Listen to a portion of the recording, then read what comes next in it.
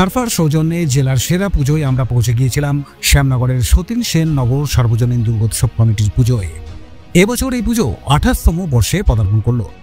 স্থানীয় বাসিন্দাদের প্রয়াসে সৌহার্দ্যতার বন্ধন ও সনাতনী ধারায় অঙ্গাঙ্গিকভাবে এই পুজো চলে আসছে। পুজোর পাশাপাশি কমিটির উদ্যোগে এলাকার আর্থিকভাবে পিছিয়ে থাকা শতাধিক মানুষের হাতে পুজোর উপহার তুলে দেওয়া হয়।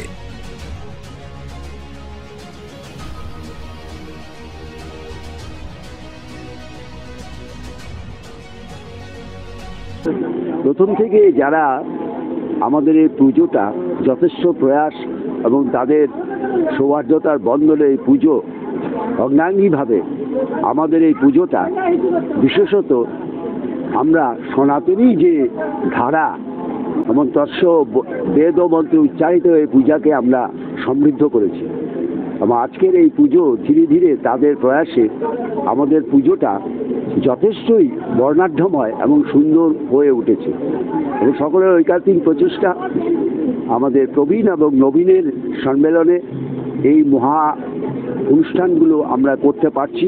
পুজোর দিনগুলি যথেষ্ট সমবেতভাবে আমাদের মহাষ্টমীর দিনে বিশেষ পুজো এবং সঙ্গে মহাভোজেরও আমরা ব্যবস্থাপনা করে থাকি এবং মহানবমীর দিনেও সন্ধ্যায় মায়ের প্রসাদ আমরা বিতরণ করি।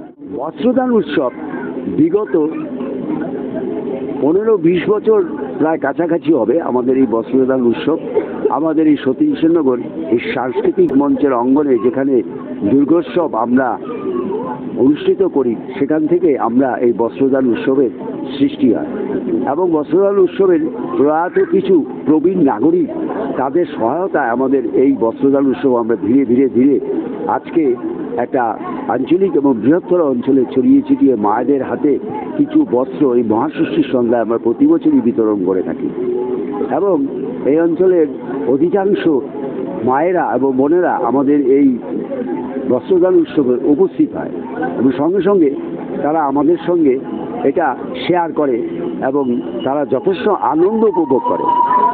এখানে এই মুহূর্তে উপস্থিত আছেন সার্ফা কোম্পানি তরফ থেকে যিনি ডিস্ট্রিবিউশন করছেন বিগত দিনও আমাদের সঙ্গে তিনি পুজোর আঙ্গিকে বিশেষ কিছু দ্রব্য সামগ্রী এবং তেল এবং সুস্বাদুভাবে রান্না থেকে শুরু করে সমস্ত কিছুতে আমাদের অনুষ্ঠানে উনি জড়িত রয়েছেন। আমরা এই সহায়তার জন্য আমাদের পুজো কমিটির তরফ থেকে ওনাকে যথেষ্ট ধন্যবাদ দিচ্ছি।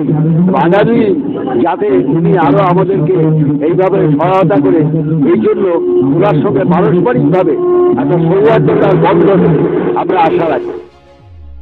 শ্যামনগর থেকে রাজু রায়চৌধুরী, বারাকপুর টাইমস।